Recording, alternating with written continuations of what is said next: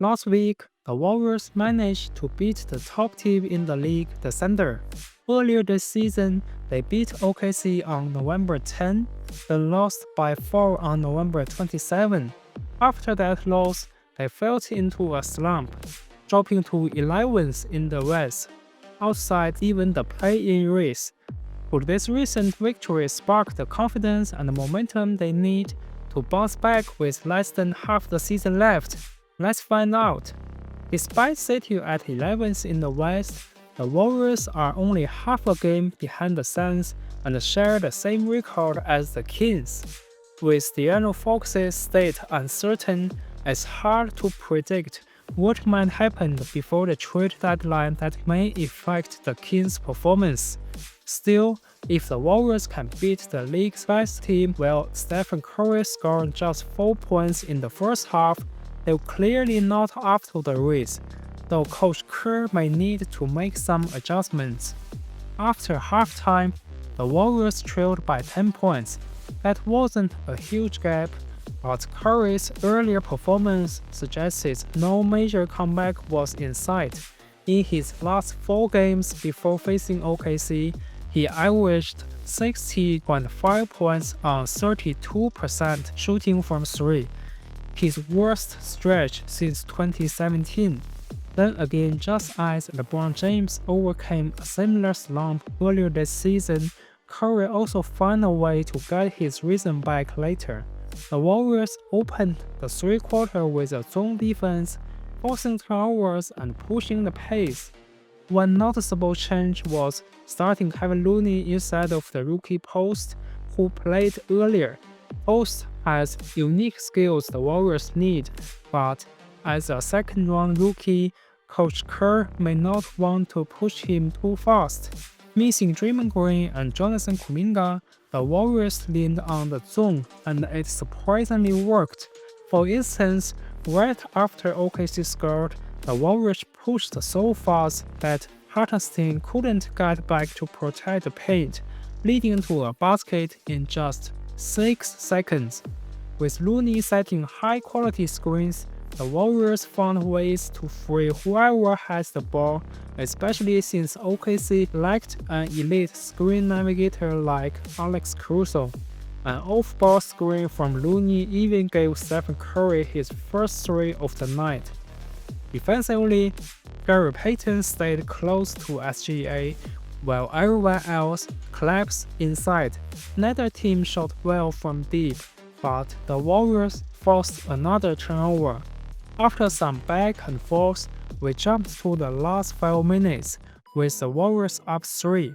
They made 2 tough shots, one by Podziemski and another by Kyle Anderson, that OKC couldn't stop without falling.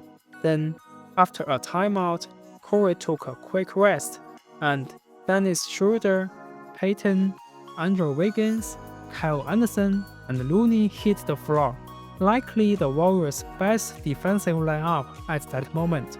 Like in the third quarter, they worked hard to keep SGA from getting the ball, and everyone collapsed to protect the paint. Then Stephen Curry re-entered the game, and the Warriors ran a double screen that confused the Thunder. Looney rolled into the basket and drew the foul. In my view, Looney is the best center the Warriors have. He can do almost everything except shoot threes, and he fully understands the team's offensive system. Even if they just stick to pick and roll, he's among the best screeners in the league. If Kuminga were available, maybe someone like Post would be a good fit. But since Curry doesn't really need paint spacing right now, his finishing at the rim has dipped this season. Opponents would rather have Curry drive for 2 instead of getting his lethal threes. Why did he score 16 points on average in the last 4 games? Was that because opponents ignored him on defense, he simply cannot make those open shots? Quite opposite. The opponents were trying to do everything to stop him. The Kings stopping him relentlessly in the second half. Curry can barely touch the ball in that game, same as the Lakers.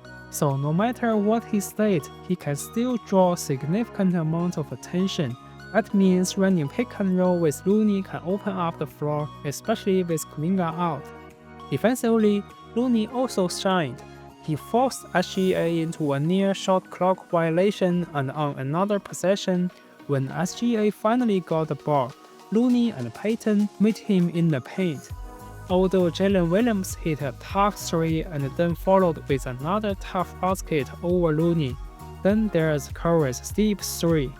Maybe Joe should have stepped up more.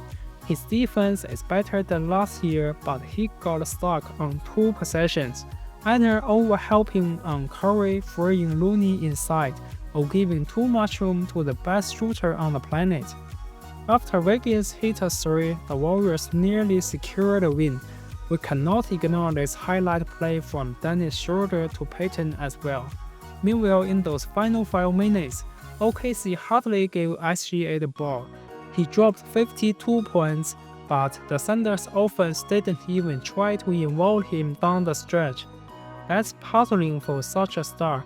If he's your best scorer, you would want him more involved in those key moments.